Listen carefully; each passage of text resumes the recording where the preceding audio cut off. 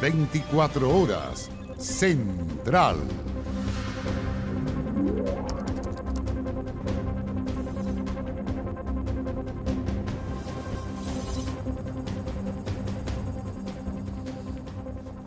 ¿Qué tal? ¿Cómo están? Buenas noches, bienvenidas, bienvenidos a las noticias. En su cuartel de bomberos en Melipilla, ahí está siendo velado el suboficial mayor Carlos Retamal Jaque, quien, como ustedes saben, murió luego de ser agredido brutalmente en un control a carreras clandestinas que se estaba registrando en San Antonio.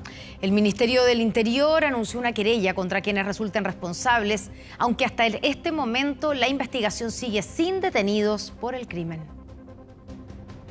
Yo lo recibí a los 15 años en bombero, cuando llegó con sus 15 años, y es un hombre que amaba mucho su institución.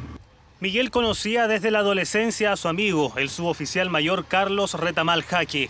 Juntos eran bomberos de la segunda compañía de Melipilla. Hoy fue a despedirlo.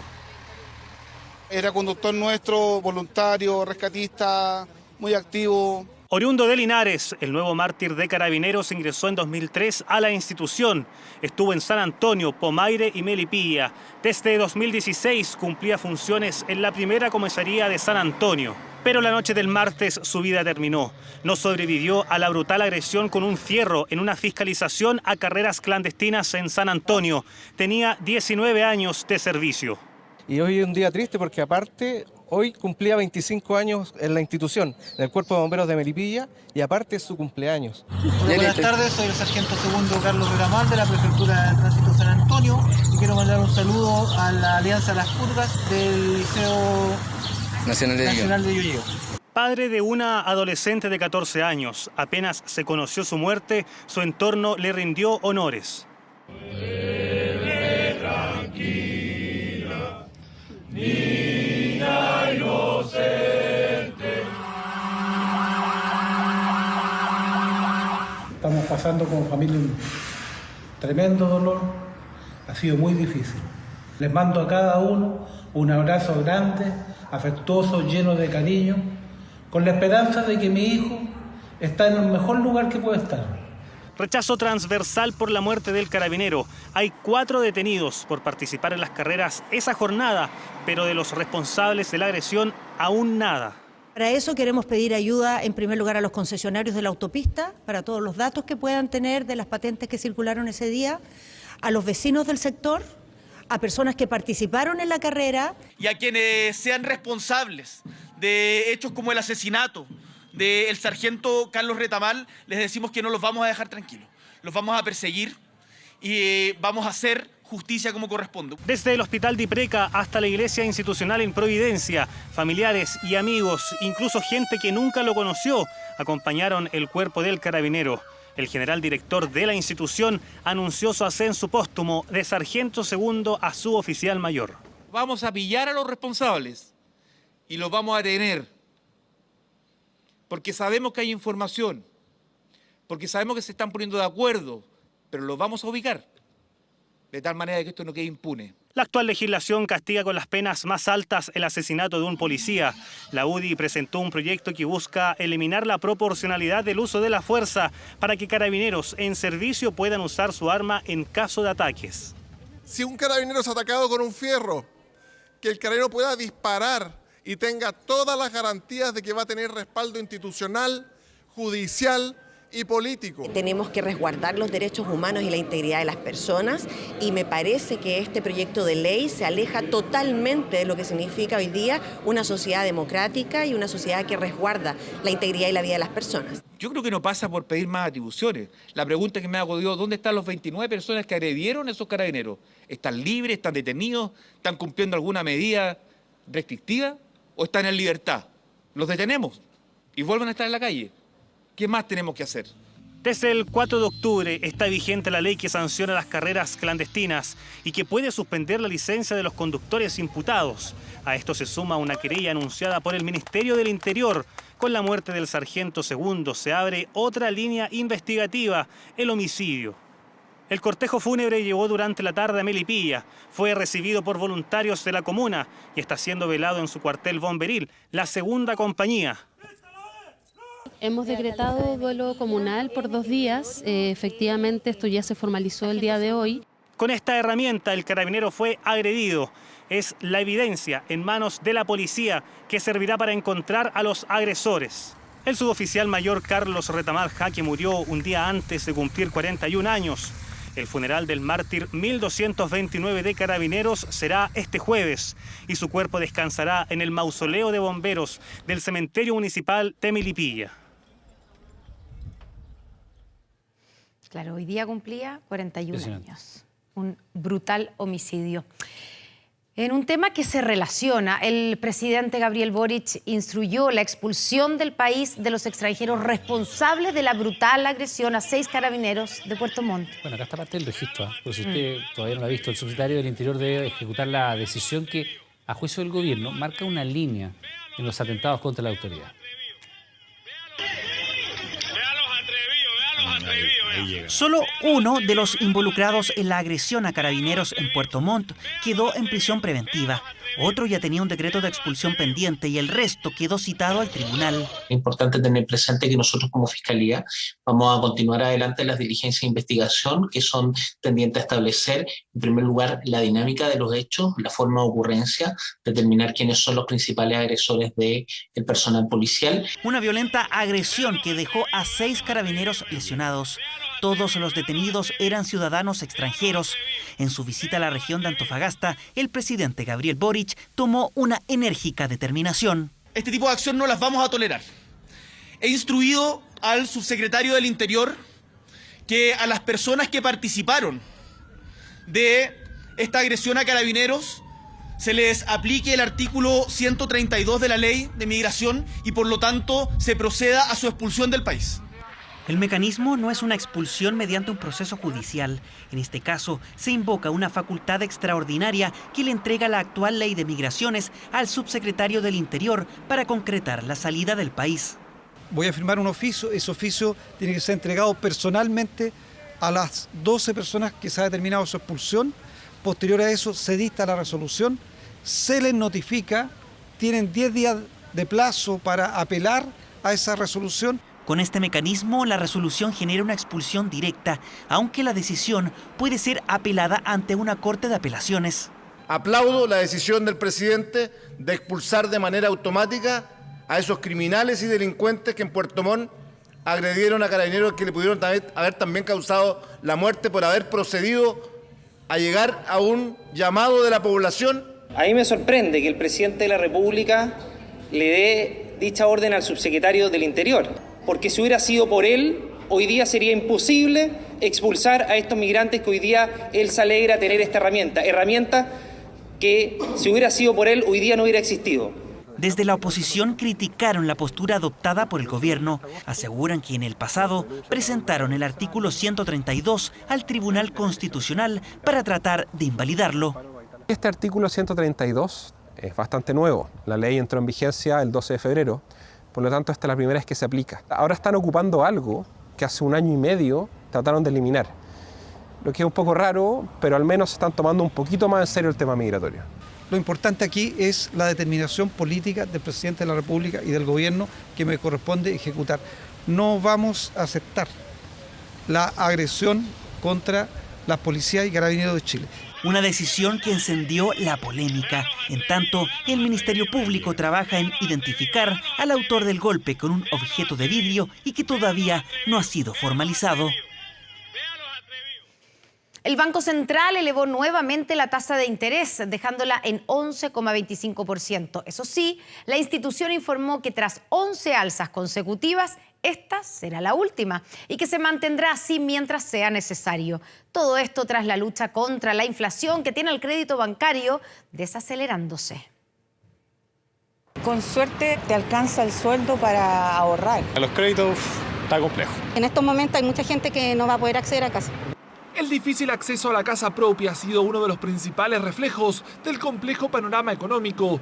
De hecho, en lo que va de año, el otorgamiento de créditos hipotecarios ha tenido una caída de 44%. Ha disminuido la liquidez en el mercado que existió el año pasado y antepasado producto de los retiros de la AFP y los aportes estatales, como también la alta inflación que ha habido en el último periodo, que ha dificultado a las personas que ahorren para tener el pie. Y es que acceder a la casa propia hoy es un desafío, así lo señala Sebastián, que junto a su pareja se encuentra en el proceso de obtener un crédito hipotecario, un trámite que nos asegura está siendo posible solo porque juntaron ambas rentas. Por el momento nos gustaría hacerlo, pero todavía estamos viendo a ver qué va a pasar con las tasas. Duele para el bolsillo el tema, sobre todo, por ejemplo, con el caso que nosotros lo estamos viendo como en tasa fija.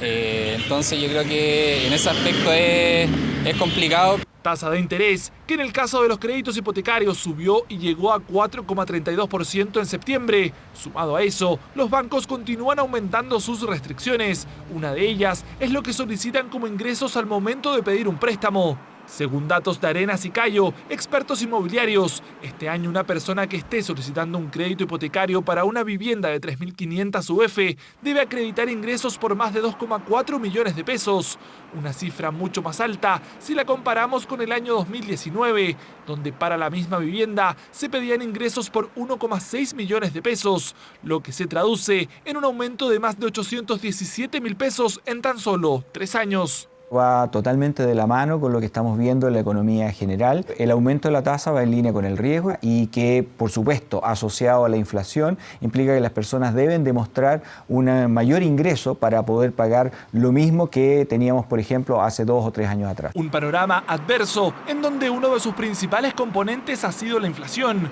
Por lo mismo, el Banco Central continúa su lucha para revertirla y por eso nuevamente aumentó su tasa de política monetaria 50 puntos base, dejándola en 11,25%, un movimiento alcista que desde la institución aseguraron será el último. Es evidente que estamos entrando en una recesión y que va a ser una recesión que va a durar varios trimestres a lo largo del próximo año. Parece razonable que el Banco Central dé una señal final, ¿cierto?, de consistencia en anclar las expectativas de inflación. Pero, ¿qué tanto efecto ha tenido en la inflación esta constante alza de tasas? El incremento de tasas que ha venido realizando el Banco Central y volviendo a esta política más contractiva ha ayudado a frenar todo ese proceso, evitando que este exceso de demanda sea también alimentado por crédito. Y las herramientas financieras que más lo han resentido son los créditos a corto plazo. Líneas de crédito, tarjetas de crédito, créditos para, por ejemplo, un automóvil o créditos de consumo, de todo en el corto plazo. En los créditos de largo plazo, créditos de vivienda en general están más bien desacoplados y por lo tanto no podríamos necesariamente ver un impacto directo en lo que ya hemos estado viendo. Un mercado que se sigue ajustando para controlar una inflación que el Banco Central se ha puesto como meta, controlarla dentro de 2 años. Indignación y críticas de diversos sectores provocó la invitación a Francisco Muñoz, conocido como Pancho Malo, a participar de la llamada Mesa Paralela que analiza los diálogos constituyentes. El encuentro se desarrollará este jueves en el ex Congreso y contempla la participación de varias organizaciones civiles, entre ellas el llamado Team Patriota, que lidera Muñoz, quien aparece ahí en pantalla. Conocida la información, se desató, por cierto, una ola de críticas por las acciones que el llamado Pancho Malo ha desplegado en contra del proceso, entre ellos el hostigamiento en contra de distintos parlamentarios. Creo que es un grave error que están cometiendo. Nosotros no vamos a validar estar con gente que en realidad lo único que quiere es torpedear este proceso. Francisco Muñoz también es una persona que tiene una organización y nos ha pedido también poder ser parte y poder exponer su idea. Y nosotros estamos para escuchar. La verdad que yo no le conozco ningún prontuario. Para mí es una persona, un chileno más. Parten con un pie equivocado, en mi opinión personal en esto. Creo que solo ensucia el proceso, un proceso genuino, honesto que estamos tratando de levantar. Bueno, y el TPP-11 provocó una nueva polémica, esta vez entre los senadores que lo aprobaron este martes y el gobierno que ha decidido esperar para la ratificación oficial.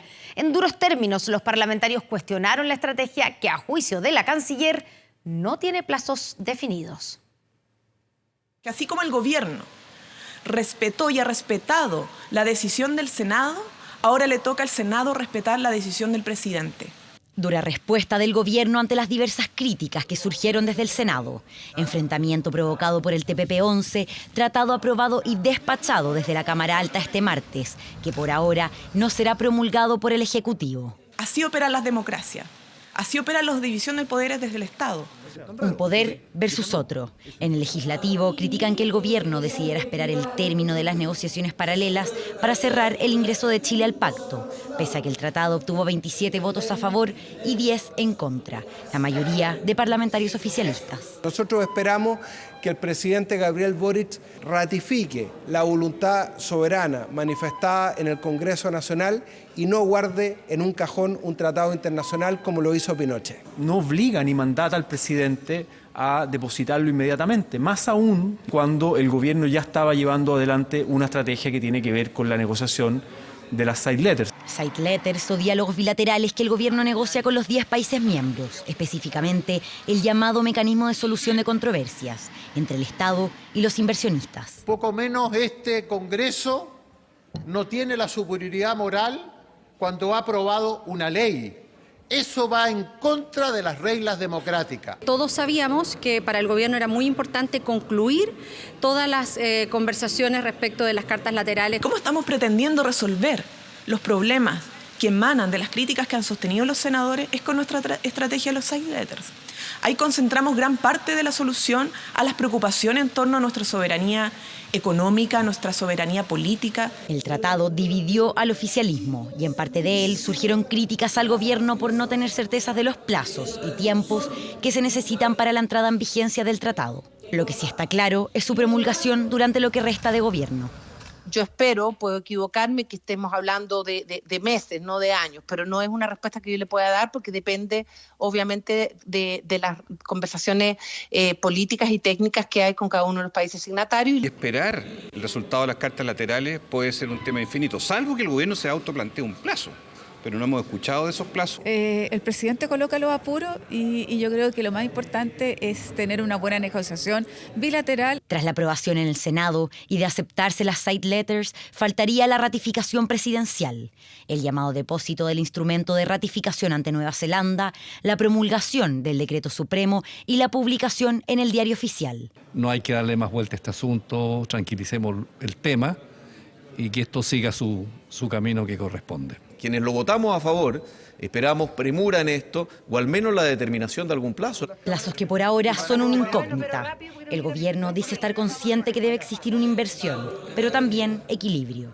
Quienes son partidarios de una pronta implementación aseguran que el actual momento económico requiere del TPP-11 lo antes posible.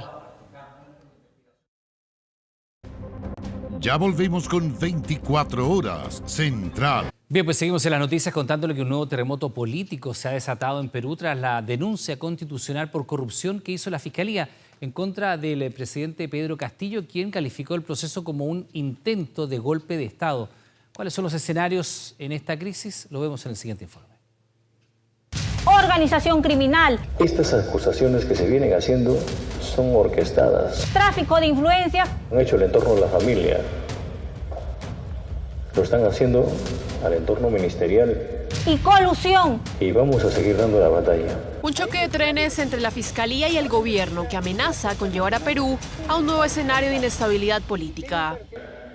Se ha iniciado la ejecución de una nueva modalidad de golpe de Estado en el Perú. Un golpe de Estado que, según el gobierno de Pedro Castillo, tiene como protagonista a un ministerio público que decidió, por primera vez en la historia de Perú, denunciar a un mandatario en funciones ante el Congreso. Por cualquier denuncia periodística, la fiscal de la Nación inmediatamente abría investigación a Pedro Castillo. Esta es una fiscal nueva, es una fiscal que ha sido designada por una Junta Nacional de Justicia reformada. Y en todo caso tiene, hasta cierto momento había tenido las credenciales de poder hacer un trabajo riguroso, un trabajo pulcro de investigación. Sin embargo, algunos sectores del oficialismo y de la izquierda han empezado a encontrar algunos sesgos y algunas decisiones convenientes que tomó previamente a asumir su cargo. Un entramado de corrupción en la adjudicación de contratos que llevó al allanamiento de la vivienda de la hermana de Castillo y de 6 congresistas del Partido de Acción Popular, apodados como los niños, por la presunta relación de obediencia y complicidad que tenían con Castillo. Los niños de Acción Popular como organización criminal. Es un grupo de congresistas que suele apoyar o votar con el gobierno y que según las investigaciones fiscales también habrían dirigido algunos contratos para favorecer a determinados proveedores. La imponente imagen de la fiscal general de Perú, escoltada por otros fiscales del Ministerio Público, se convirtió en la nueva postal de la crisis endémica de gobernabilidad que aqueja al Ejecutivo peruano mucho antes de que Castillo asumiera su cargo hace 15 meses, en un país que ha tenido 5 presidentes en los últimos 6 años. Nos vamos a mantener de pie, nos vamos a mantener firmes, a pesar de esta persecución política. En el caso de que el mandatario sea suspendido de su cargo a causa de esta investigación, que se suma a otros 5 procesos preliminares que tiene en contra, su cargo sería asumido por la vicepresidenta Dina Boluarte, un escenario que por ahora es incierto. Lo que se aspira con esta acusación, por lo menos en la lógica que varios de los defensores de la acusación han ventilado, es que al presidente se le suspenda, para lo cual no se tiene el requerimiento o el umbral tan alto como sí se tiene para la vacancia. Para la vacancia se requieren 87 votos, para la suspensión 66. Este miércoles, el abogado del presidente Castillo aseguró que la denuncia de la Fiscalía ante el Congreso viola la Constitución, pero el trámite ahora estará en manos del Parlamento, que ya ha intentado 2 veces destituirlo.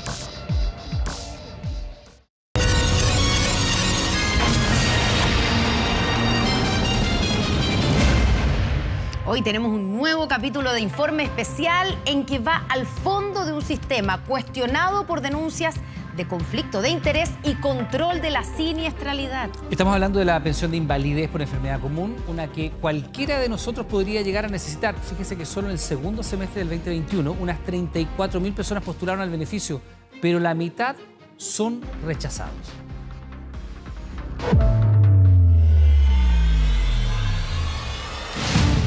Es una combinación fatal. Están enfermos, sin trabajo y sin ingresos económicos. En mi cuerpo hay una artrosis generalizada. Por ejemplo, lo que voy a hacer ahora a mí me está dificultando mucho.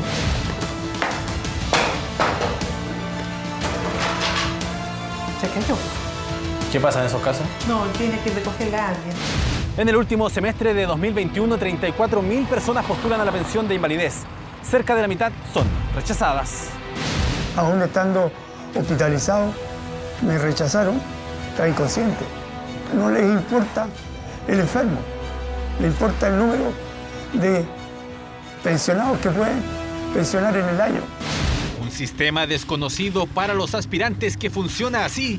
La Compin califica la enfermedad como irrecuperable. Luego, una comisión médica regional examina al paciente y determina su porcentaje de invalidez. Si supera el 67%, obtiene una pensión definitiva que equivale al 70% del promedio de sus ingresos en los últimos 10 años. Si tiene entre 50 y 66%, le corresponde una pensión parcial que le pagará la mitad del promedio de su sueldo. ¿Cuánto fue lo que le dieron por primera vez de porcentaje de discapacidad? 67%. Y de ahí se bajó al 25%. La invalidez era 78 aproximadamente, no recuerdo exacto, y por lo tanto me correspondía nuevamente el 100% de invalidez. La aseguradora dijo no, por lo tanto me la rebajaron a 50%. Yo perdí 5% de la masa cerebral. Y el diagnóstico era invalidez sobre un 70%. La segunda evaluación, rechazado, no inválido, y una invalidez APP del 30%. Es irracional, dice la Corte. Y nosotros como fundación nos sumamos a eso. Es irracional y yo le agregaría algo más, es sospechoso. Las AFP y las compañías de seguro son 2 de los 5 integrantes con derecho a voz y voto en la Comisión Técnica de Invalidez, entidad que escribe la norma para calificar este tipo de pensiones en Chile. ¿Siente usted que las compañías de seguros tienen injerencia respecto del proceso de otorgamiento de pensión de invalidez? Sí, al final hay interés. Y el interés es no dar la pensión de invalidez, no darla. ¿Hay conflicto de interés en esta Comisión Técnica de Invalidez por parte de la aseguradora y las compañías y las AFP? El informe de la comisión lo que dice que efectivamente hay conflicto de interés. Yo no creo que haya un conflicto de interés. pero tampoco es un tema respecto al cual nosotros tengamos que así como inmolarnos. Hoy revelaremos nuevos antecedentes sobre cómo se están realizando las evaluaciones médicas a los postulantes a la pensión de invalidez. Posterior al inicio de la pandemia, se estableció que las evaluaciones fueran vía telefónica. Eso no constituye un peritaje médico. El médico en algún momento no te sabía con quién estaba hablando, llegó a decir, y yo tampoco sé con quién porque nunca lo conocí. Informe especial. Hoy, después de 24 horas Central, en TVN. 24 horas Central. Estamos de vuelta en las noticias para contarles que el gobierno anunció la extensión del postnatal de emergencia por 60 días. De ser aprobado en el Congreso, el permiso finalizará el próximo 30 de noviembre. Desde el Ejecutivo aseguraron que será la última vez que se prolongue la medida, a menos que el escenario sanitario se asimile a las condiciones que presentó el país a inicios de 2020. Según cifras de la Superintendencia de Seguridad Social, cerca de 13.430 nuevos trabajadores y trabajadoras recibirán este subsidio y se suman a otros 14.290 que no utilizaron el total de 60 días de prórroga establecidos. Este postnatal de emergencia se va a extender retroactivamente, al igual que lo han sido los últimos que se ha legislado, desde el día 1 de octubre hasta el día 30 de noviembre por el plazo de 60 días. Las personas, las madres trabajadoras a las que le asiste este derecho, podrán eventualmente no hacer uso de él si tienen a bien volver a trabajar y tienen condiciones que se los permitan. Una mujer de 76 años murió tras ser chocada por delincuentes que huían tras protagonizar 2 encerronas en Chiguayante. Los responsables de esta tragedia no han sido ubicados. Son los registros de la noche del lunes. 3 mujeres viajaban en un auto con destino a Concepción cuando ocurrió esto. Otro auto a toda velocidad impacta al vehículo. En el asiento trasero iba una mujer de 76 años. El impacto le causó graves lesiones. Mi mamá no respiraba, no hablaba, se quejaba y yo pensé que mi madre se moría ahí. Yo le hablaba y le decía, mamita, por favor, no te mueras, por favor, respira. Fue muy triste vivir eso. Equipos de emergencia llegaron al lugar para rescatar a la mujer y trasladarla a un centro asistencial, pero sus lesiones eran graves. Orfelina Betancourt falleció un día después. Pensar que nos la quitaron así tan de repente, estamos con el alma, el corazón dolido, decía yo delante, porque no lo esperábamos. Situación que causó indignación en su familia, sobre todo por cómo se desarrollaron los hechos.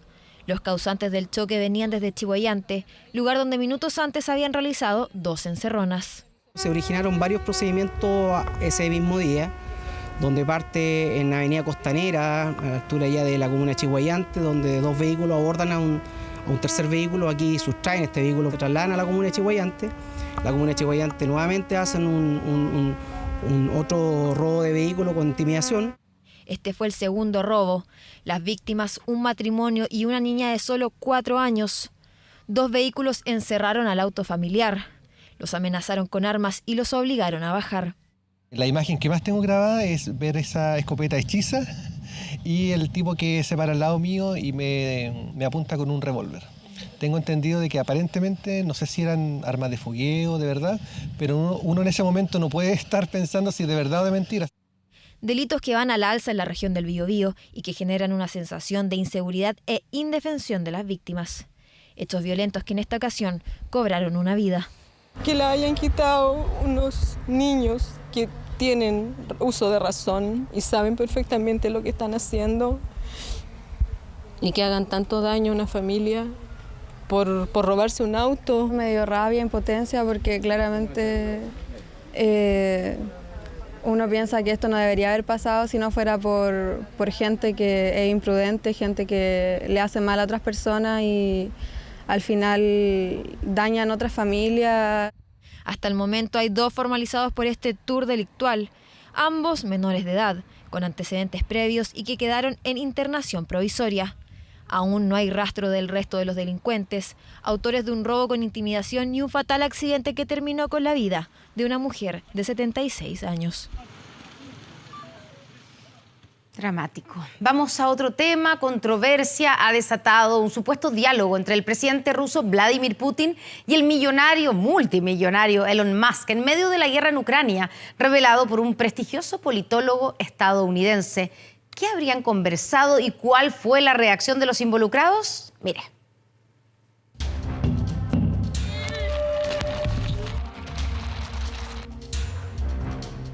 Una guerra que ha sacudido al mundo y donde jefes de Estado y organizaciones internacionales han intervenido para lograr un pronto acuerdo de paz. Sin embargo, esta vez en el conflicto entró un actor bastante inesperado. El hombre más rico del mundo alzó la voz frente a la guerra, porque hace pocos días Elon Musk le pidió a sus 107 millones de seguidores en Twitter que voten por formas para resolver la guerra con Ucrania. El problema sugirió llevar a cabo nuevas votaciones en las zonas ocupadas por Rusia y que el mundo reconociera Crimea anexada en 2014 como territorio ruso. Publicación que enfureció a Kiev y que desde Moscú celebraron. Es por eso que se encendieron las alarmas en torno a un posible acercamiento entre Musk y Vladimir Putin.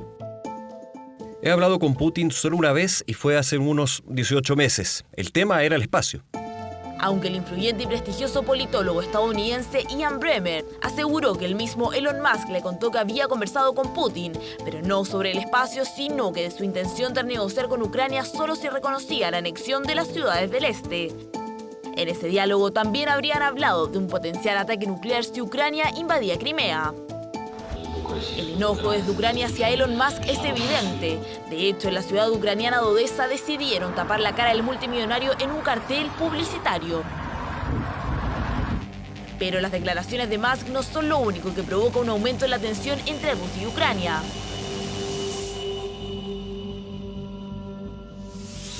Una seguidilla de bombardeos provocó una escalada en el conflicto este fin de semana. La explosión en el único puente que une Crimea con Rusia fue sin duda un golpe simbólico para Putin, que ordenó una dura respuesta por parte de Moscú, hecho que la comunidad internacional y Estados Unidos condenan hasta el día de hoy.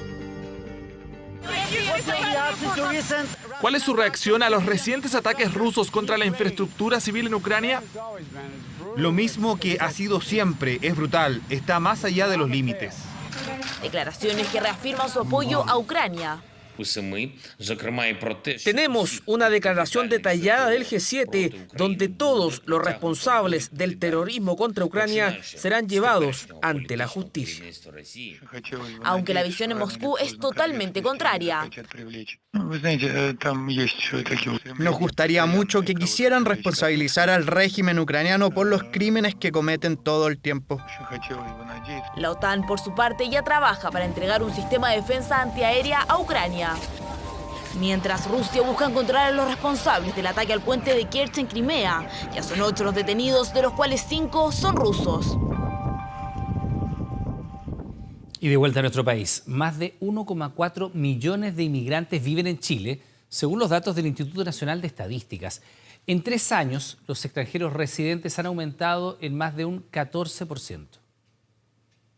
Mi nombre es Edifran Prieto, soy venezolano, tengo 4 años en Chile, soy dueño de Ichiraku Asianfu y los invito a conocer mi local.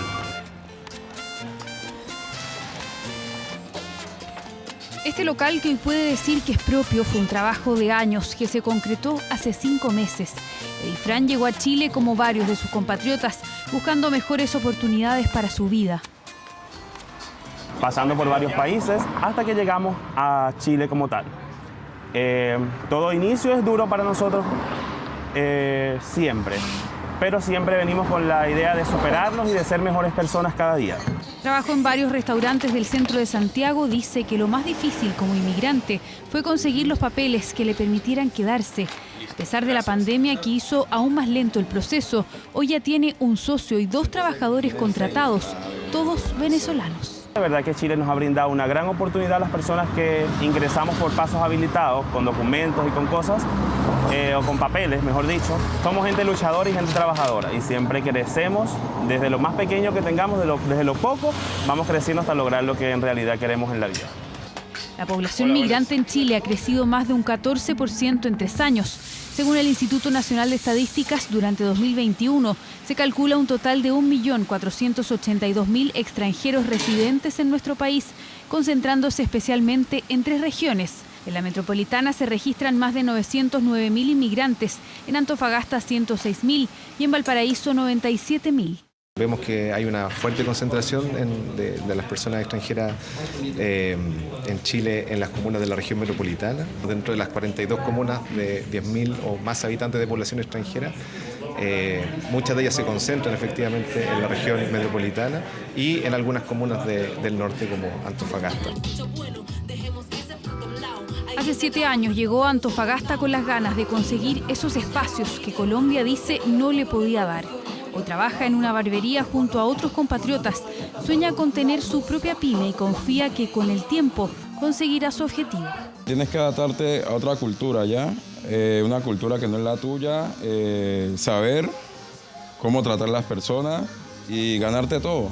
Todo es un proceso y creo que los pasos más difíciles te los mandan primero, porque en el fondo está la gloria. La región del país donde más ha crecido la población inmigrante es Arica y Parinacota. Si en 2018 concentraba a 25.670 extranjeros residentes, durante 2021 se estimaron más de 32.000. La mayoría de los inmigrantes en nuestro país tienen entre 25 y 39 años y el origen más común es Venezuela. Le siguen Perú, Haití y Colombia. Dentro de Sudamérica estamos muy similar a la migración venezolana que tiene Ecuador, por ejemplo, pero debajo de la cantidad de migrantes venezolanos que hay en Colombia y en Perú. Hay datos que además nos hacen líderes en migración dentro de nuestra zona.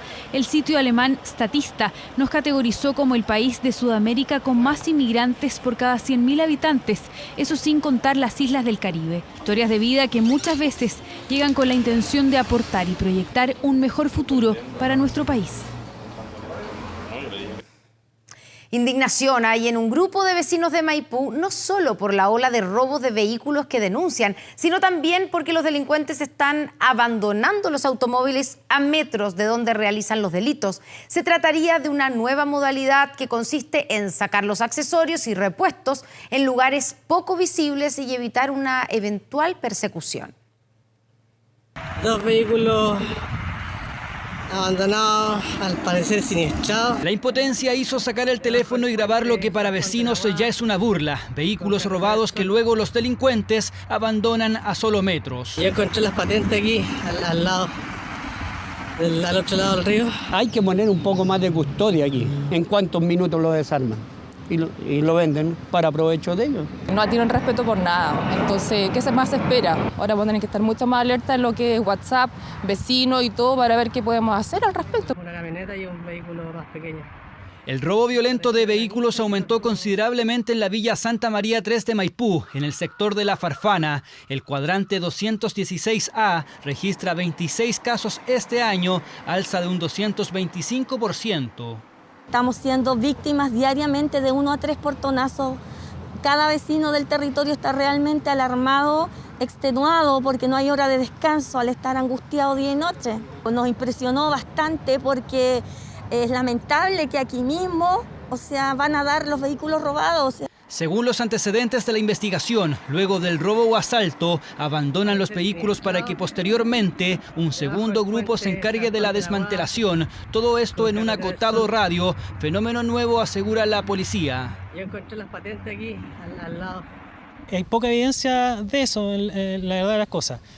Pero de acuerdo a la experiencia que nosotros tenemos, en el caso de darse, podría relacionarse con lugares de poco acceso peatonal, poco tránsito de vehículos, donde claramente son pocos visibles.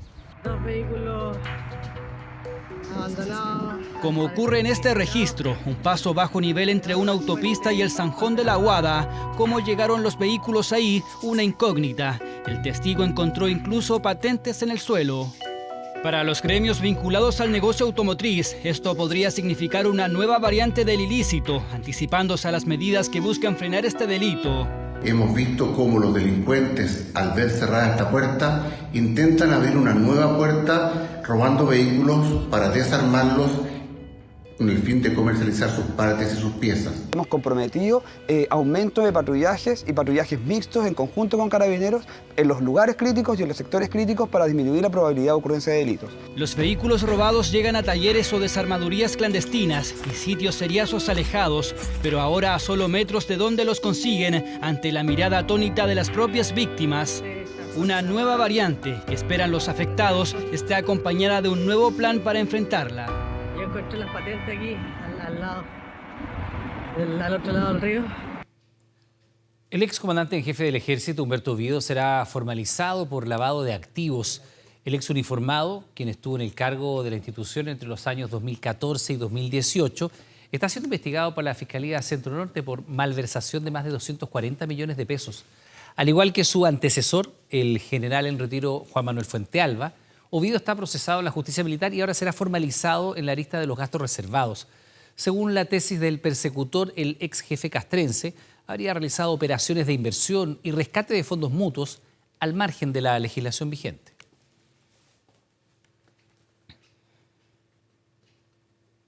El puzzle en torno a la desaparición de Madeleine McCann podría empezar a resolverse.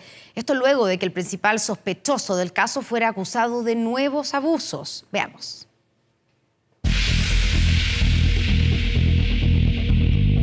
«15 años han pasado desde la desaparición de la niña británica Madeleine McCann mientras vacacionaba con sus padres en el sur de Portugal. Un misterio sin resolver, donde sin embargo hay un sospechoso bajo custodia». Y un verdadero vuelco sufrió el caso de la desaparición de Madeleine McCann. Esto luego de que la justicia alemana diera luz verde a la imputación del principal sospechoso de este caso. En 2020, las policías de Portugal y Alemania apuntaron hacia Christian Bruckner, un hombre de 45 años quien vivía en la zona de Praia da Luz cuando desapareció Maddie. Esta semana se sumaron más antecedentes al caso, luego de que Bruckner fuera inculpado por 5 nuevos delitos sexuales cometidos entre los años 2000 y 2017 en Portugal, 3 de ellos por violación, según comunicó la Fiscalía de Braunschweig. Hechos que podrían ayudar a resolver el enigma en torno a la niña británica que desapareció cuando tenía casi 4 años. En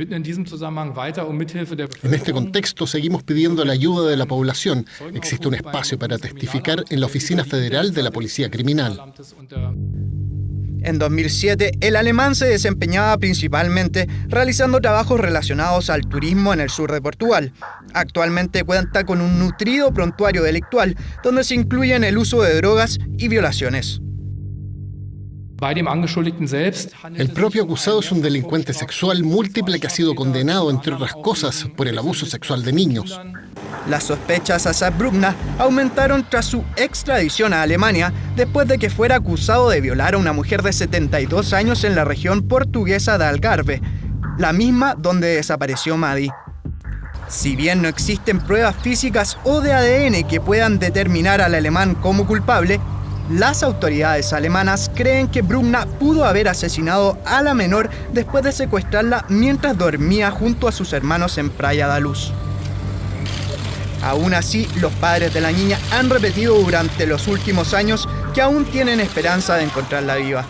No parent's going to give up on their child unless they know for certain their child's dead, and we just don't have any evidence. So My you've hope got to... of Madeleine being out there is no less than it was almost 10 years ago.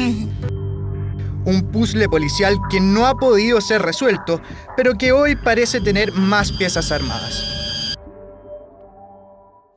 La NASA confirmó que la nave espacial DART desvió con éxito la ruta del asteroide Dimorphos.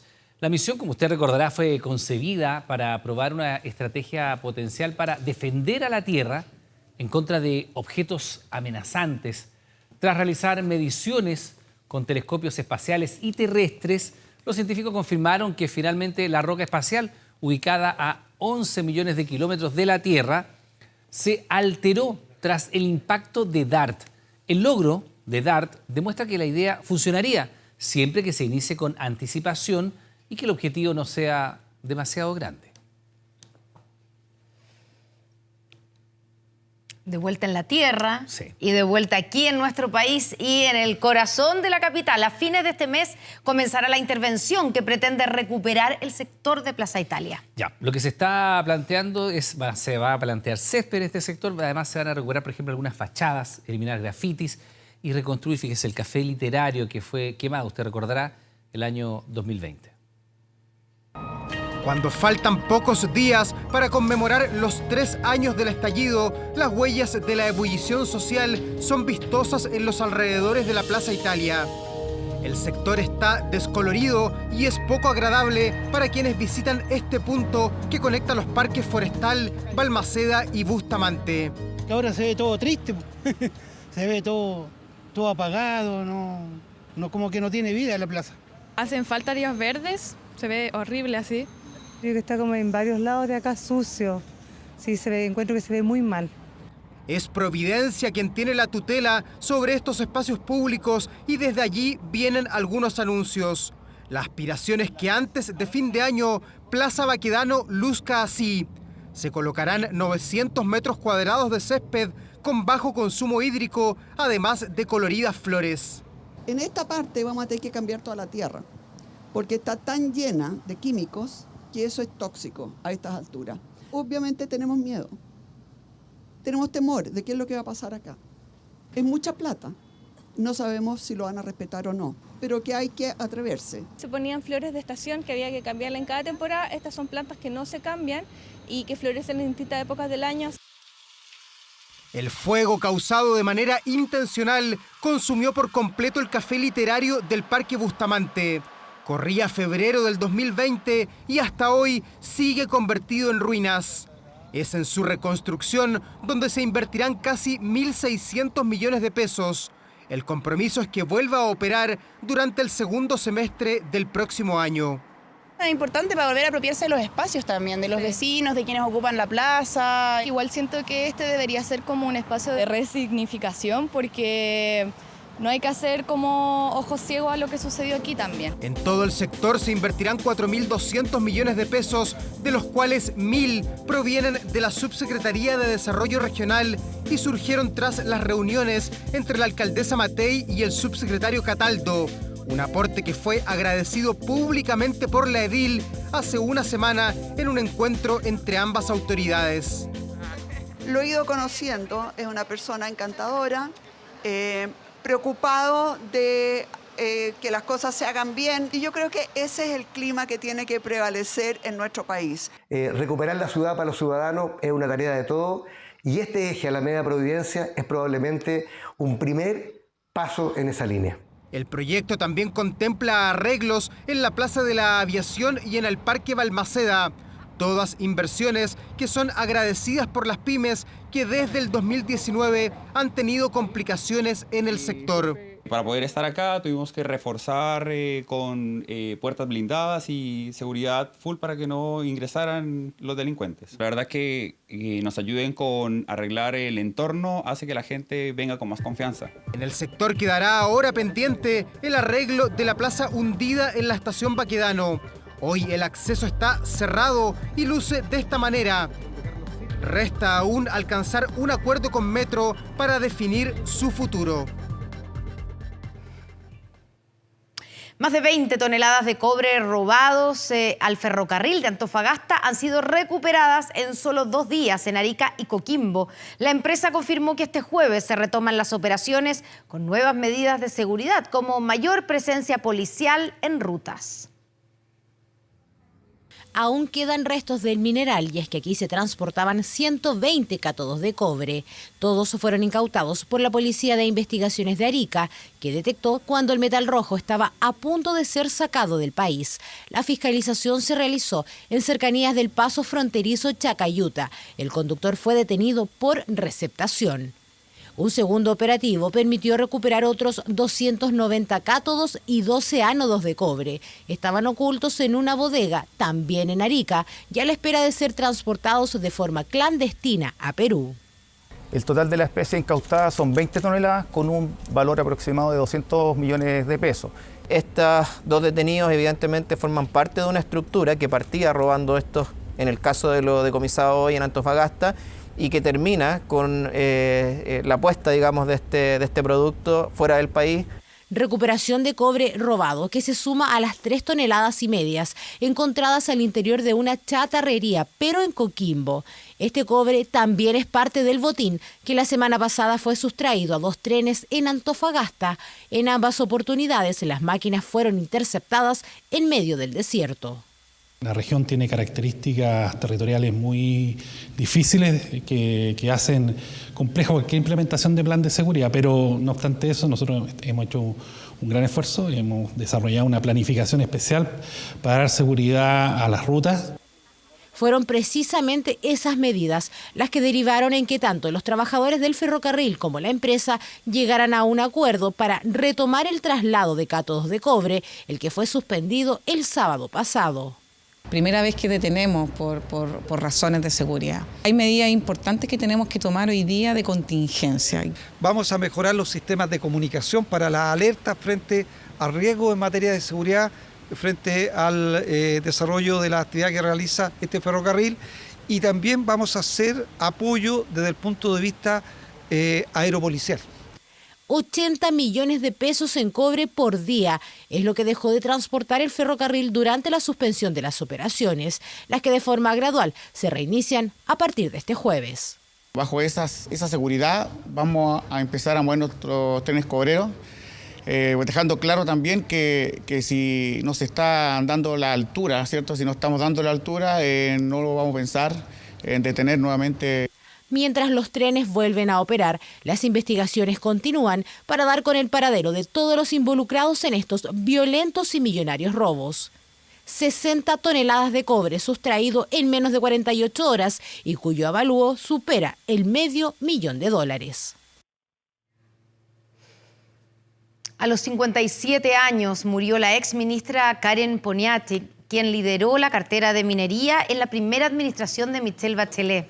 Su figura fue clave para el ingreso de Chile a la Organización para la Cooperación y el Desarrollo Económico, la OCDE, y su nombramiento como ministra en 2006 tuvo un significado distinto porque por primera vez una mujer encabezó el Ministerio de Minería y Energía. La noticia generó inmediatas reacciones y diversas figuras públicas lamentaron su fallecimiento, entre ellas la actual ministra de Minería, Marcela Hernando, quien destacó los innumerables desafíos que debió enfrentar, como por ejemplo la crisis del gas con Argentina. El expresidente Ricardo Lagos también se sumó a las condolencias y en su cuenta de Twitter la recordó como una pionera que abrió espacios a las mujeres en el mundo público y privado. Nuestras condolencias, por supuesto, a su familia. Aprovechamos de recordarle que a partir de este momento, a las 22 horas, Televisión Nacional de Chile está autorizada para transmitir programas para mayores de 18 años. Se lo contábamos ayer, usted se acuerda, 3 fallecidos y un adolescente en riesgo vital. Fue el desenlace en una tragedia ocurrida al interior de una procesadora informal de ají en Talca. La causa sería inhalación de ácido sulfídrico. Eran pasadas las 22 horas y comenzaba a oscurecer en la localidad 5 metros cuando 3 personas pertenecientes a la misma familia cayeron al interior de un contenedor. Un accidente fatal al interior de esta pequeña fábrica dedicada a procesar ají en salsa en la ciudad de Talca. El incidente fue alertado por un cuarto integrante del grupo familiar, un niño de 14 años que alcanzó a ser rescatado, pero que quedó en riesgo vital. Ellos abrieron una de las tinajas y dicen que el gas que bota, el que te tonta, y se cayeron adentro. Dicen que cayó, estaban sacando algo de los contenedores de ají, cayó la persona y las otras personas trataban de ayudar y cayeron los 3 adentro. Y con los gases murieron al tiro.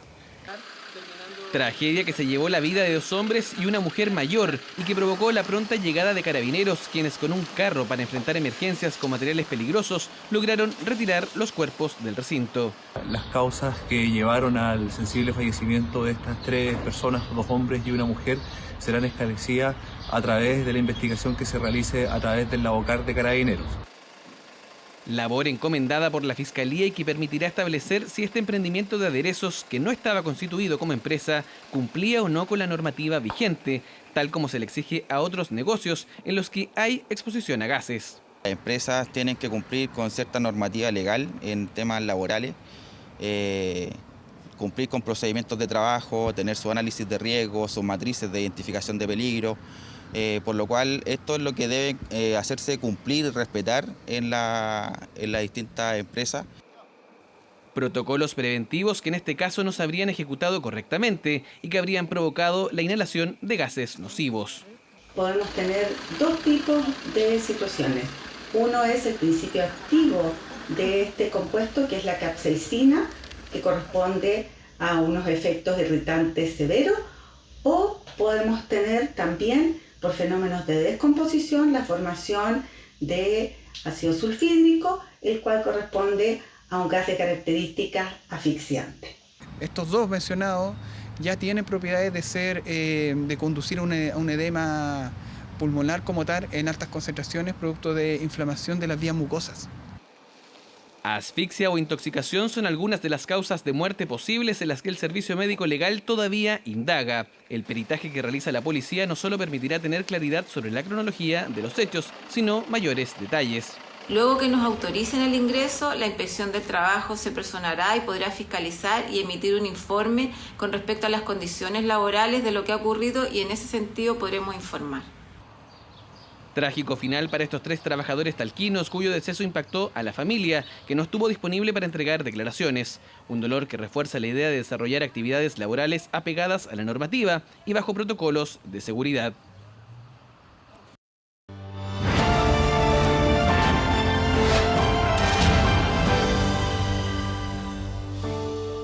Fíjese que mañana es el Día Internacional para la Reducción de los Riesgos por Desastres Naturales y en los últimos días, usted sabe, le hemos hablado de los huracanes Fiona, Julia, especialmente de Ian, estos huracanes que han causado una impresionante destrucción en el centro de Norteamérica, en una temporada que no solo no termina, sino que está en los inicios. Estamos con Marcelo Lagos precisamente para hablar de aquello. Marcelo, ¿cómo te va? ¿Qué tal? Buenas noches. Buenas noches, Iván. Así es, por décadas la ciencia ha revelado escenarios complejos de futuro, pero siempre ignorada, siempre se cuestiona, se subestima. Hoy día lo estamos viviendo. Conectar directamente los efectos del cambio climático con lo que está pasando no es una tarea simple. Evidentemente que es complejo, pero claramente que están pasando cosas. El nivel de agresividad, la intensidad y el impacto generado por los últimos huracanes en parte del Caribe y el sureste de los Estados Unidos lo revelan. Bueno, hablábamos de Ian y cuando las autoridades decían va a ser el más mortífero que haya pasado, el más grave, bueno, parece ser que las cifras lamentablemente dan la razón. Vamos a compartir algunas cifras precisamente para cotejarlo, Marcelo. Por ejemplo, el paso de Ian por Florida es, y escuche bien, el huracán más mortífero que ha azotado ese estado en 87 años. Claro, dejando de lado lo que ocurrió en New Orleans, ciertamente, claro, estamos hablando de Florida, 2005 con Katrina. Nos estamos concentrando en que justamente, rápidamente, una vez que pasó por Cuba, cambió su velocidad y eso llama la atención. Rápidamente llegó a categoría 4, casi cerca de 250 kilómetros por hora e impactó directamente asentamiento humano costero expuesto. Y evidentemente las consecuencias las estamos viendo. Y estamos viendo lamentablemente las consecuencias, como tú bien dices, ¿no? Vientos de hasta 250 kilómetros por hora, creo que 249 se alcanzaban a medir en su pico. De 251 para arriba pasa a categoría 5, que es la máxima en la escala de Saffir-Simpson. Y ahí tenemos también las pérdidas de vida humana, 131. Y contando. Pero evidentemente un evento de estas características en un país con menor desarrollo, probablemente la historia habría sido distinta. Bueno, 50,2 mil millones de dólares. Para que usted se haga una idea, eso, Marcelo, es el equivalente a toda la plata que se retiró en los retiros de fondos de AFP en nuestro país. Eso es lo que se perdió solamente en Florida con esto. Y eso suele pasar. Generalmente los países más desarrollados tienen una pérdida económica sustantiva cuando son afectados por procesos de la naturaleza, entre comillas, extrema, y un número de víctimas menor. A diferencia de países menos desarrollados, tienen muchas más víctimas, pero el impacto económico en parte se reduce, pero es sustantiva la parte que representa eso del Producto Interno Bruto de estos países. Países como Estados Unidos pierden mucho dinero con estos impactos. Y ahí entra todo el mundo de los seguros. Y también, por supuesto, el tema de las vías, que es lo más relevante. Son 3 huracanes que han pasado en un mes. Vamos a ver los efectos que han dejado. Vemos el siguiente informe y seguimos con Marcelo Lagos. Una temporada de huracanes que comenzó a principios de junio en el Atlántico, pero que ha mostrado su cara más violenta desde finales de septiembre. El huracán Ian duró cerca de una semana, pero fue suficiente para dejar daños e infraestructuras que se demorarán meses y hasta años en ser reconstruidas. Sin embargo, es el factor emocional en las personas, una de las muestras más claras de la devastación que ha significado su paso. Me pongo muy sentimental. Tuve mi momento cuando volví a ver mi casa. Solo busco limpiar algunas cosas. Es como haber perdido un ser querido. La pena va y viene. Tienes momentos de esperanza, pero después todo se cae. Ian ha dejado comunidades completas en el suelo. El estado de Florida es el más afectado, con más de 100 personas muertas y pérdidas que se calculan en más de $50.000 millones. Una de las razones que explica estas intensas temporadas de huracanes es el calentamiento global. El alza de la temperatura del planeta, en particular el alza en la temperatura superficial del mar, facilita los procesos convectivos que dan forma a estas enormes tormentas tropicales. Una realidad compleja que también están viviendo miles de cubanos. Cerca de 90.000 casas se encuentran dañadas y las fallas en el sistema eléctrico todavía no logran ser arregladas completamente. Los dañados somos nosotros, que imagínate tú, mira cómo estamos, mira cómo quedamos cocinando con leña, perdimos todos los equipos. Pasó este ciclón y me llevó todo. No esperaba tampoco de que iba a pasar como iba a pasar. Esa casa mía es afectada del 2002, y a mí nunca me han dado un clavo, una tabla, nada, mira, nada. A casi 3 semanas del paso del huracán Fiona por Puerto Rico, los trabajos de reconstrucción están paralizados. El gobierno estadounidense ofreció puestos remunerados para quienes puedan ayudar a levantar los barrios más golpeados, algunos de ellos donde todavía no hay agua potable ni electricidad. Una promesa de reconstruir que el mismo presidente Joe Biden dio durante su visita a la isla. Todo Estados Unidos está con ustedes mientras reciben esta ayuda para recuperarse y reconstruir. Estoy seguro que vamos a ser capaces de hacer todo eso. Estamos comprometidos con la isla.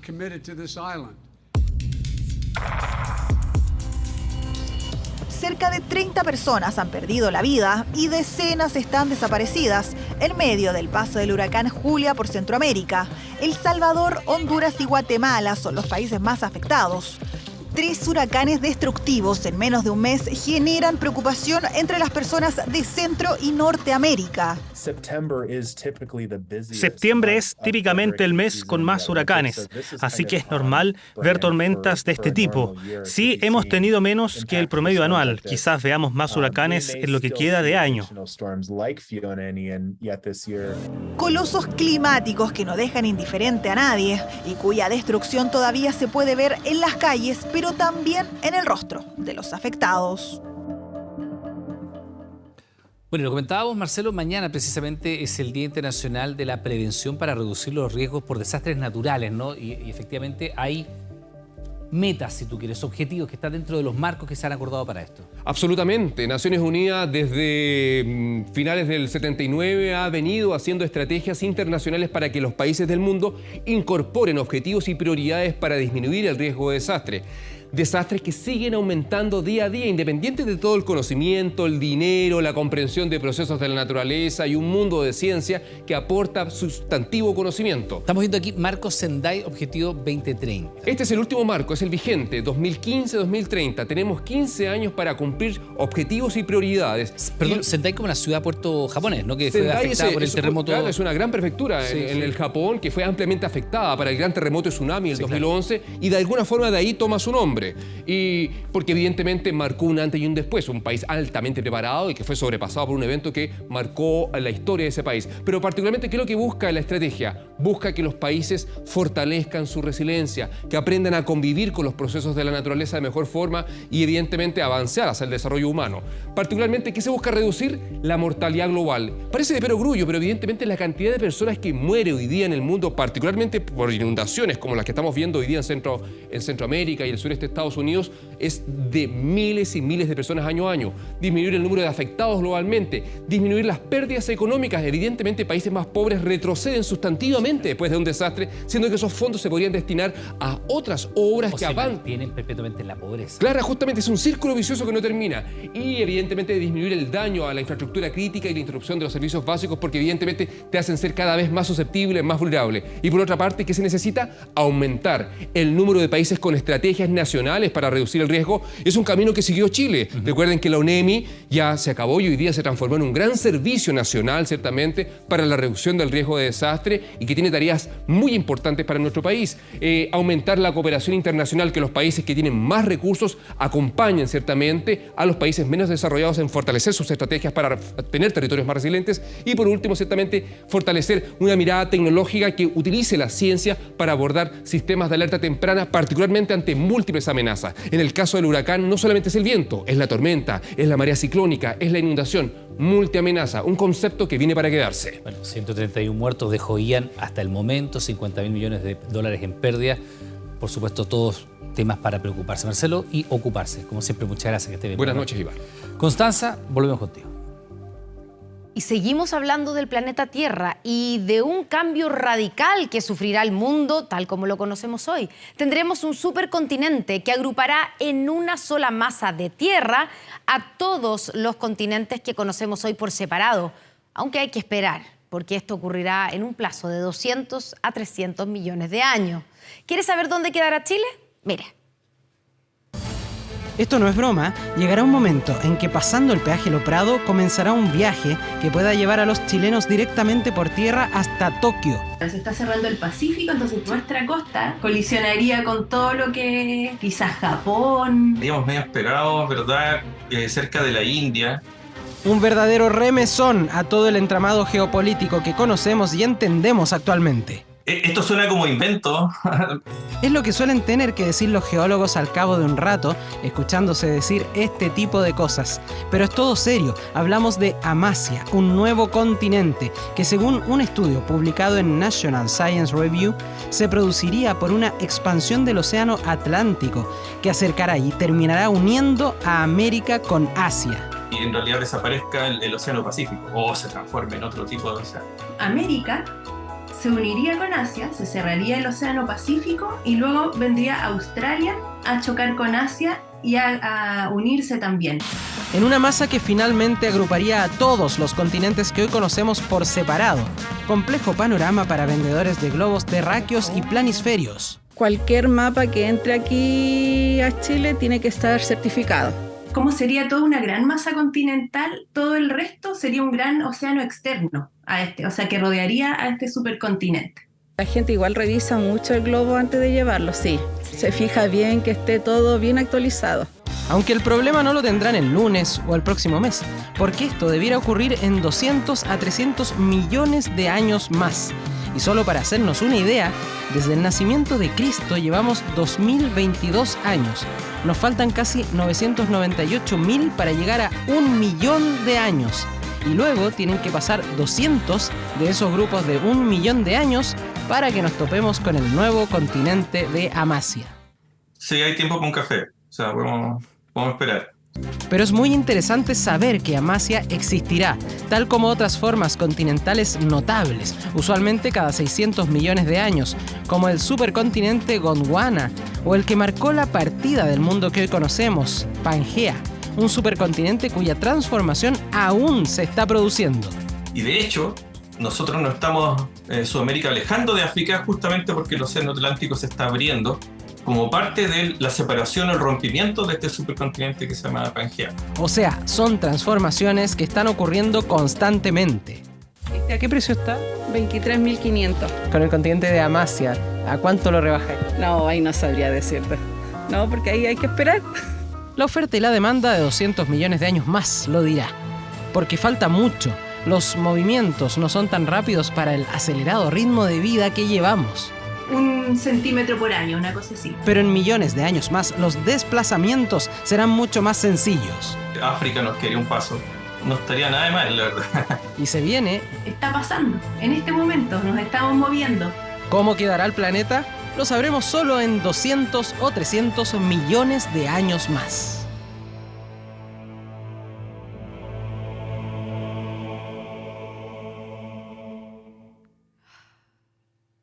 Falta bastante para eso. No me quedó claro dónde vamos a quedar en Amasya. Ya, pero mira. Pero esto sí lo tenemos claro. Para esto falta bastante poco, porque el Festival del Olmué ya tiene a sus animadores, Ivette Vergara y Eduardo Fuente serán los encargados de conducir este certamen que regresa el 2023. Bueno, después de 2 años suspendido por la pandemia, el Festival del Guaso de Olmué, uno de los espectáculos con mayor tradición en nuestro país, vuelve este verano y se realizará para que anoten en la agenda, 19 y 22 de enero.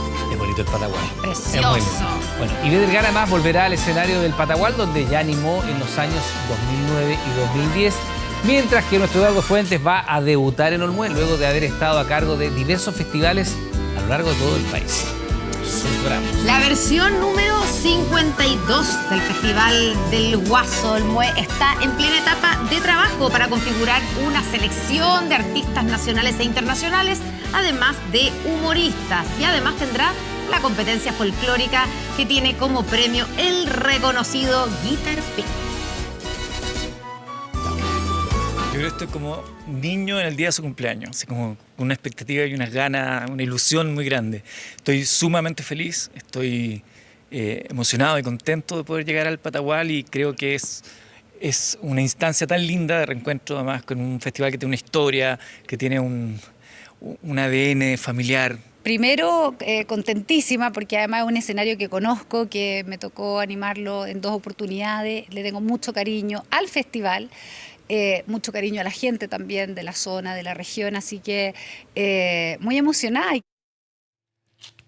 Fíjese que sin duda una de las historias más conmovedoras que ha visto el planeta y TVN fue protagonista de ella. A 50 años de la tragedia de los Andes, este viernes, después de 24 horas, tendremos un documental especial preparado por el departamento de prensa de nuestro canal.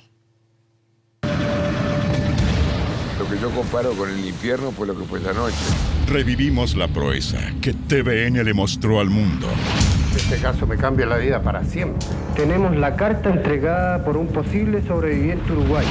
Ha sido la noticia más importante que ha surgido en Chile. Televisión Nacional, muy brevemente antes de subir al avión. Con testimonios inéditos de sus protagonistas. Vengo de un avión que cayó en las montañas. Soy uruguayo. Sentí frío, ruido, caos. Una producción del departamento de prensa de TVN. Para eso tenemos que comer. Y lo único que tenemos es el cuerpo de nuestros amigos. Nando está loco. Se quiere comer al piloto. Milagro. 50 años después. Viernes, después de 24 horas, Central. Esta es la primera entrevista que doy en 10 años. Con el auspicio de Powerade, Pausa is Power. Presentamos 24 horas Deportes. Hay una falta de respeto enorme para los vecinos. Hágalo en Santiago. Tienen estadios. Continúa la polémica del clásico universitario. Restan 85 minutos para que finalicen el partido de revancha, la vuelta por los cuartos de final de la Copa Chile entre Universidad Católica y Universidad de Chile. Pues bien, hay recinto deportivo para ese encuentro. Recordemos, suspendido por esa bomba de ruido que le llegó al portero azul Martín Parra. Con la UC que está ganando 1-0, igualando la llave, se va a jugar, se supone, hasta el momento, mañana jueves, 7 de la tarde en el Estadio El Teniente de Rancagua. Porque digo, se supone que se va a jugar. No, la delegación presidencial de la región dice, está ok, ahí está el estadio. Sin embargo, el alcalde aún dice que no se puede jugar el partido en su ciudad. Mira los detalles a continuación. Estamos trabajando en harta fecha. El momento tenía que llegar. La revancha entre la UC y la U por los cuartos de final de Copa Chile será este jueves en el Teniente de Rancagua a las 19 horas. Para nosotros lo más importante era que pudiera estar Martín y así va a ser. Martín Parra, el joven portero agredido en el Elías Figueroa, dirá presente. Martín mañana va a ser del inicio porque, como te digo, se lo merece por todo lo que ha pasado. ¿Siente que con todo lo que ha pasado en torno a este partido está manchado? No. Como dijo Diego Maradona, la pelota no se mancha. Pero donde sí está todo manchado es en la organización y en la relación entre las autoridades. Quiero señalar que acá hay una decisión que rechazamos tajantemente. No puede ser este centralismo. Hay una falta de respeto enorme para los vecinos. El alcalde de Rancagua está molesto. No quiere que el clásico se juegue ahí. Que busquen un estadio en Santiago. Que busquen un estadio en Santiago. Asegura que la delegación presidencial cambió de opinión y presentó un recurso de protección para que el partido no se juegue. Y en este caso se autoriza a dedo, después de haber dicho que no, este partido. La respuesta de la delegación apunta que siempre hubo disposición a que se jugara en Rancagua. Por respeto a lo que pasó con el hincha de O'Higgins de Rancagua, nosotros estábamos pidiendo, y eso es lo que señalé ayer, pidiendo que se pudiera reprogramar y ofrecíamos que se pudiera jugar de lunes en adelante. Y así como hubieron llamados a favor de que se juegue, también hubieron llamados en contra. Por lo tanto, la presión siempre está. Con presiones y con polémicas, se seguirán jugando los 85 minutos del clásico universitario más accidentado del último tiempo.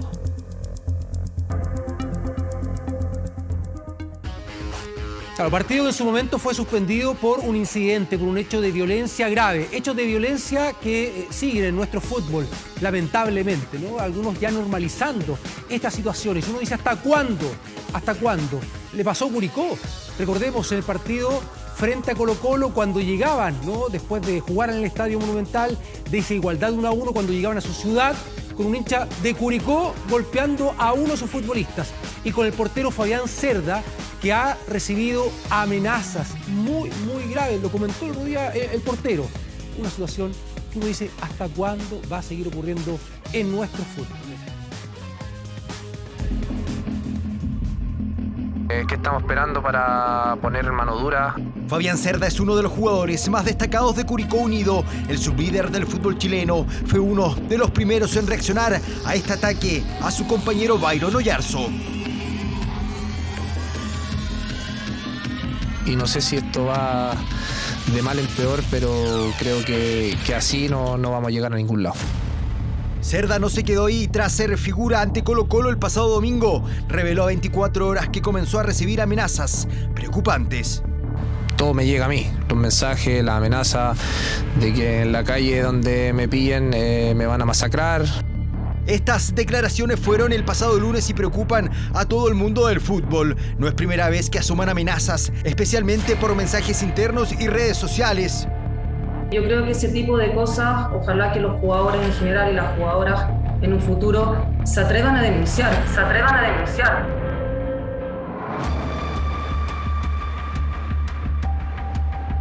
Amenazas que le llegan a futbolistas por hacer bien su trabajo. La experiencia estadio está cada vez más compleja para la familia. Los actores principales insisten en que las penas son muy suaves para los que causan daño. Es que en todos los partidos existe algo y después existen sanciones de que se juega sin público y para ello igual es fácil porque se aguantan a lo mejor 2 fechas, 3 fechas y después vuelven y hacen lo mismo. Pero obviamente que también la NFP, cuando a través de su Tribunal de Disciplina toma medidas concretas, que no haya presiones de los clubes, que no haya incidencia de alguna manera por querer cambiar esas reglas que ellos mismos se imponen, que cuando hayan sanciones que sean efectivamente ejemplificadoras y que no haya presión de los clubes para poder jugar en los estadios con público a pesar de que han habido sanciones internas por parte de ellos. Este dardo fue directo a la NFP. Hay un plan ya hecho, crear el Registro Nacional de Hinchas con identificación, con fotos, sistema de identificación facial, para que no vuelvan al estadio la gente que hace daño, que le hace mal, y son pocos. Un escenario complejo, sin medidas para mitigar el temor que sienten las familias para ir a disfrutar de un espectáculo como el fútbol, que está viviendo uno de sus periodos más peligrosos de toda su historia. Al final la experiencia estadio se está convirtiendo en un espacio donde los hinchas y las familias no quieren participar. El secreto para seguir adelante está en tomar una pausa, porque los descansos son clave para poder continuar. Powerade. Pausa es power. Vamos ahora al fútbol internacional. En pantalla, cuarta fecha de la fase de grupos de la Champions League, la Liga de Campeones de Europa, con el Olympique de Marsella, con César, que había ingresado en el segundo tiempo, ganaba la visita por 3-2, pero otro gran cabezazo, qué buen gesto técnico, Lewandowski para lograr en el segundo minuto del tiempo agregado el 3-3.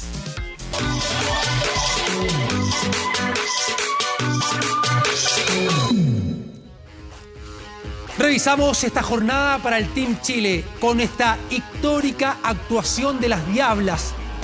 Medalla de oro para Chile en el hockey césped femenino, empatando 0-0 en tiempo reglamentario frente a Argentina. Tuvieron que ir a lo que ves en pantalla, la definición por penales, en el shootout, donde Chile logra la victoria por 3-2 con este gol, con esta anotación. Ahí está, de Doménica Ananías para provocar toda la alegría con la portera Natalia Salvador, que fue la gran figura de este partido, que había atajado el penal que veías anteriormente. Y aquí está la reiteración para la victoria entonces de Chile frente a las Legonas, frente a uno de los mejores equipos del mundo. Por esto es histórico, logrando esta victoria y la medalla de oro para Chile. Lo hizo de nuevo, Cachito Vigil. Las seleccionadas del técnico Sergio Cachito Vigil. Seguimos con el canotaje, este día miércoles, también otorgándole presea dorada al Team Chile con Karen Rocco y María José Maillar, que ganaron el oro en el canotaje, la categoría C2, 500 metros, con un tiempo de 1 minuto 56 segundos y 76 centésimas, con un segundo puesto para Colombia y un bronce para Ecuador. Además, con Daniela Castillo y Janet Valenzuela, que lograron la medalla de bronce en la categoría K2 500, cronometrando las chilenas 1 minuto 51 segundos y 19 centésimas. Más medalla de oro aquí en la lucha grecorromana con el grande, literalmente, Yasmani Acosta, llegando a lo máximo del podio en la categoría 130 kilos, que fue un ganador de principio a fin. Bueno, ahí lo ves en la lucha final, en ese combate, ganando por 8-0 al venezolano Brian Loyo, donde el deportista chileno durante toda la jornada había tenido una notable actuación, ganándole primero al paraguayo Pedro Aguiar, después al brasileño Barbosa, luego al panameño Rodolfo White, para luego vencer entonces en la final. Bicampeón suramericano para Yasmani Acosta, porque había logrado la medalla de oro en los Juegos Suramericanos de Cochabamba 2018. Y aquí estamos con la jornada del Team Chile en el judo, con la presea de plata para Jorge Pérez. Ahí terminando en el segundo lugar, categoría menos 81 kilos, con el deportista de 23 años que perdió en la final frente al venezolano Eineker Patete. Ahí está entonces con respecto a esta jornada entonces de los Juegos Suramericanos. Reitero, con la histórica actuación de las Diablas del equipo chileno femenino venciendo a Argentina. Notable. Bueno, con esta información me despido. Pausa, ya continúa con EA Iván en 24 Horas Central. Buenas noches.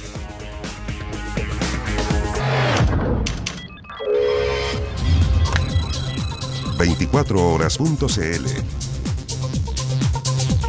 Se lo hemos estado comentando, el Team Chile sigue sumando medallas en los Juegos Suramericanos de Asunción y en TVN Play también. Seguimos apoyando a nuestros competidores.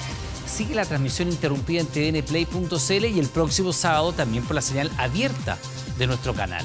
Sigue y apoya a los y las deportistas chilenos junto a TVN Play. Nos despedimos, pero los dejamos con un adelanto del capítulo de Informe Especial de esta noche. Que lo disfruten. Buenas noches. La odisea de los enfermos para pensionarse por invalidez. Aún estando hospitalizado, me rechazaron. Es irracional, es sospechoso. La mitad de los postulantes son rechazados. He logrado ganarle, pero en la Corte Suprema. Pensión de invalidez. La trama oculta de un sistema bajo sospecha. El interés es no darle la pensión de invalidez, no darla. Informe especial. Hoy, después de 24 Horas Central, en TVN.